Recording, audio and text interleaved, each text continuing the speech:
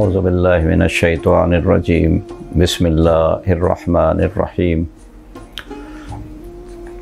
अल्हम्दुलिल्लाहि रब्बिल आलमीन अस्सलातु वस्सलामु अला सय्यदिना व मौलाना मौला सकलैन अबिल क़ासिम मुहम्मद व आलिहि तय्यबीन ताहिरीन मासूमीन मसलूमीन अम्मा बादु क़ाल अल्लाहु सुब्हानहु व तआला वल्लज़ीना आमनू अशद्दु हुब्बन लिल्लाह।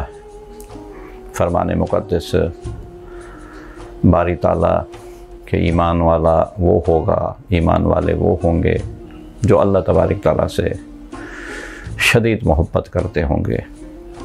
और वाक़अन अल्लाह तबारक ताला से मोहब्बत मइयार होता है कि इंसान अपनी हर चीज़ से ज़्यादा खुदा से मोहब्बत करे और इस मइयार को रखेगा तो वाक़अन अल्लाह तबारक ताला ने जिनसे मोहब्बत की हिदायत की है।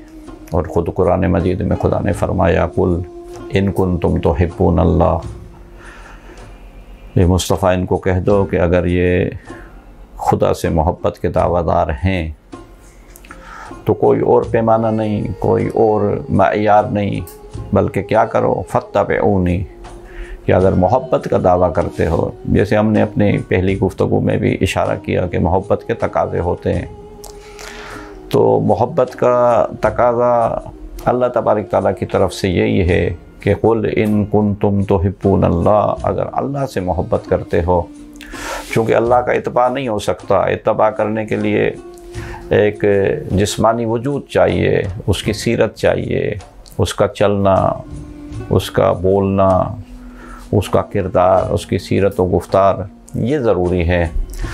तो खुदा ने उसका मज़हर नबी मुकर्रम की ज़ात को बनाया, इसीलिए फ़रमाया कुल इन कुंतुम तुहिब्बून अल्लाह फत्तबिऊनी, कि मुस्तफ़ा के पीछे पीछे चलो, इत्तबाए मुस्तफ़ा करो।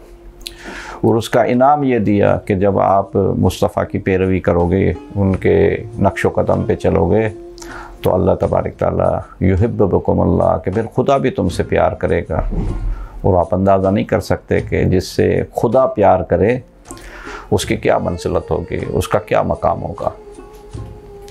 और सिर्फ़ प्यार नहीं बल्कि वह यग़फ़िर लकुम ज़ुनूबकुम, के गुनाहों को भी बख्श देगा।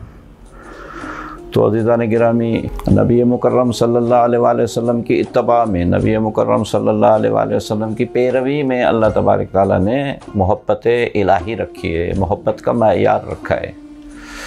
और न सिर्फ ये मोहब्बत का मइयार रखा है बल्कि साथ में खुदा भी मोहब्बत करता है। युहिब्बुकुम अल्लाह, के खुदा भी मोहब्बत करेगा। व यग़फ़िर लकुम ज़ुनूबकुम, के खुदा गुनाहों को बख्श देगा। तो अज़ीज़ान मन, हम इस सिरात मुस्तक़ीम में जो तारुफ़ का सिलसिला जारी रखे हुए हैं, उसमें ज़िक्र है इमाम हुसैन अलैहिस्सलाम का, हुसैन इब्न अली का, जो अमीरुल मोमिनीन अली इब्न अबी तालिब के फ़र्ज़ंद हैं, फ़ातिमा ज़हरा सलामुल्लाह अलैहा के दिलबंद हैं, हज़रत इमाम हसनुल मुज्तबा के भाई हैं। इनकी विलादत जब इस घराने में होती है तो इस घराने में इमाम हुसैन अलैहिस्सलाम की मंजिलत और है। और बार बार बताया जाता है कि इमाम हुसैन अलैहिस्सलाम की मंजिलत सीरत तैयबा के मुताबिक बिलअख़स हुसैन मिन्नी व अना मिनल हुसैन, ये ज़ाहिर करता है कि इमाम हुसैन अलैहिस्सलाम बेआइन जो सीरत निगारी करेंगे, जो सीरत की किरदार निगारी करेंगे, जो अपना किरदार बताएंगे, वो रसूलुल्लाह का किरदार होगा। और इत्तबाए मुस्तफ़ा, तो इत्तबाए हुसैन भी वही मकाम रखता है। इमाम हुसैन अलैहिस्सलाम के सीरत मुक़द्दस में बहुत ही रोशन पहलू हैं। जब बच्चे थे तब से, जब बड़े हुए तब से भी इमाम हुसैन अलैहिस्सलाम के बिलख़ुसूस अगर उनकी गुरबा की, मसाकीन की मददगारी की तरफ तवज्जो की जाए तो अजीब है कि शहज़ादा एक दफ़ा आ रहा है और रास्ते में क्या देखता है, कुछ एराबी हैं, मज़दूर हैं, मिस्कीन हैं, खाना खा रहे हैं। उमूमन हम भी देखते हैं गरीब मिस्कीन रोड पे बैठे खाना खाते हुए, और उन्होंने देखा कि हज़रत हुसैन अलैहिस्सलाम तशरीफ़ ला रहे हैं।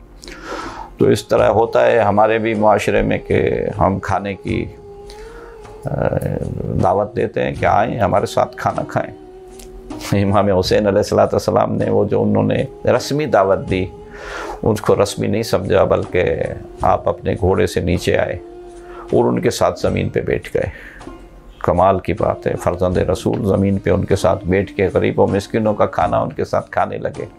बिल्कुल इसी तरीके से खाने लगे कि एहसास ही नहीं हो कि ये ख़ानदान नबूवत व रिसालत का वो फ़र्ज़ंद है जिसकी क्या मंजिलत है, लेकिन उनके साथ बैठ के खाया और खाने के बाद उनका शुक्रिया अदा किया और फिर फरमाया कि अब आप लोगों ने मेरी दावत की है तो आप लोग चलें, अब मैं आपकी दावत करूँगा।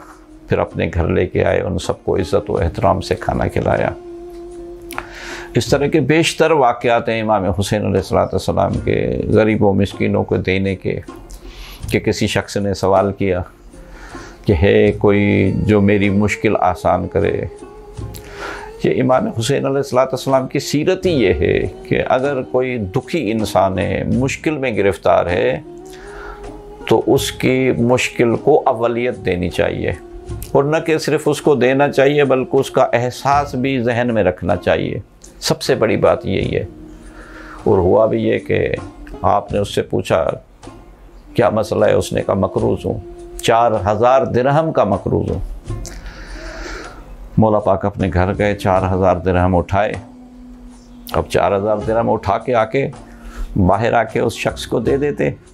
इमाम हुसैन अलैहिस्सलाम ने ऐसे नहीं किया, बल्कि एक चादर में लपेटा और चादर में लपेटने के बाद दरवाज़े के पीछे से खड़े हो गए और दरवाज़े से पीछे खड़े होकर उस शख्स को आवाज़ दी और उस शख्स को आवाज़ दे के कहा कि ये रकम ले जाओ। तो हैरान हो गया कि मौला आप अंदर से दे रहे हैं, और अंदर से क्यों दे रहे हैं, आप बाहर आके मुझे दे देते।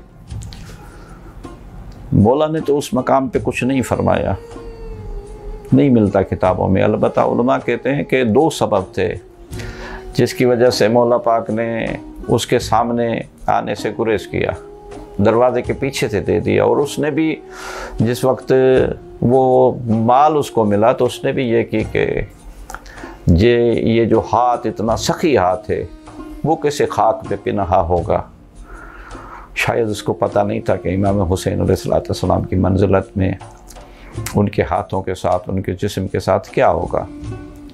बहरहाल उलमा फरमाते हैं कि इमाम हुसैन अलैहिस्सलाम दरवाज़े से बाहर इसलिए नहीं आए कि वो नहीं चाहते थे कि जिस शख्स ने सवाल किया है उसके चेहरे पे शर्मिंदगी के आसार हों। अक्सर ऐसे होता है कि जब आप किसी की मदद करते हैं या कोई सवाली आपसे सवाल करता है तो फिर उसके चेहरे पे खजालत होती है, शर्मिंदगी होती है। और इमाम हुसैन अलैहिस्सलाम उसके सामने नहीं आना चाह रहे थे ताकि वो अपनी शर्मिंदगी, अपनी खजालत अपने पास छुपाए रखे। और ज़ाहिरन उसको ऐसे बावर कराया कि जैसे कि मेरे पास यही रकम थी और इससे ज़्यादा होती तो मैं आपको देता। इसी तरह इमाम हुसैन अलैहिस्सलाम मुख्तलिफ़ मौक़े पे, मुख्तलिफ़ मकामात पे मुश्किलों में गिरफ़्तार लोगों की, मसाकीन की, फ़ुकरा की मददगारी फरमाते थे। और इनकी मंजिलत ही इस मकाम की थी क्योंकि नबी पाक सल्लल्लाहु अलैहि वसल्लम ने मदीने वालों को बताया था, अपने कांधों पे सवार करके बता दिया था कि ये वो मंजिलत के मालिक हैं जिनकी मंजिलत बेऐन ऐसे है कि नबी ने इनको अपने कांधों पे सवार किया है, नबूवत की सवारी है। बस आखिर में इनकी मंजिलत के उन्वान से एक और भी जुमला अर्ज़ करता चलूँ कि सफ़ीन में जिस वक्त इमाम हसन हुसैन ज़ाहिर जवान थे और अपने वालिद बुज़ुर्गवार के साथ हमरकाब थे, जंग का मैदान है, उस जंग के मैदान में अली के दूसरे बेटे भी हैं, लेकिन इमाम हसन हुसैन अलैहिस्सलाम को इजाज़त नहीं देते थे दूसरे बेटों को, यानी हज़रत मोहम्मद हनफिया को भेजते थे, दूसरे जितने बेटे थे उनको भेजते थे। और हज़रत मोहम्मद हनफिया ने ही सवाल कर दिया कि बाबा आप हसन हुसैन को नहीं भेजते, सिर्फ मुझे भेज रहे हैं, दूसरों को भेज रहे हैं। एक तारीख़ी जुमला कहा अमीरुल मोमिनीन अली इब्न अबी तालिब ने, और अगर हम देखें तो इससे फ़जीलत का मयार ज़ाहिर होता है। फरमाया तुम मेरे बेटे हो, हसन व हुसैन रसूलुल्लाह के बेटे हैं और मैं इनको यहाँ पे ज़ाया नहीं करना चाहता। अज़ीज़ान मन, अज़ीज़ान गिरामी, ये विलादत के अय्याम हज़रत हुसैन अलैहिस्सलाम के, जिनको रसूल अकरम ने बार बार मुतारिफ़ करवाया कि ये वो हस्तियाँ हैं जिन हस्तियों की पैरवी करना, इनका इत्तबा करना, इनके पीछे चलना, इनकी सीरत, इनका किरदार, इनका गुफ्तार, इनकी हुक्म वही है जो बेआइन मेरा है और मेरा हुक्म भी मेरा नहीं है। मैं युतिर रसूल फ़क़त अता अल्लाह, जो मेरी इताअत करेगा उसने अल्लाह की इताअत की। इंशाअल्लाह इमाम हुसैन अलैहिस्सलाम के सीरत के दूसरे पहलू पे भी गुफ्तगू करेंगे। आज के लिए इतना काफ़ी है। वस्सलामु अलैकुम व रहमतुल्लाहि व बरकातहू।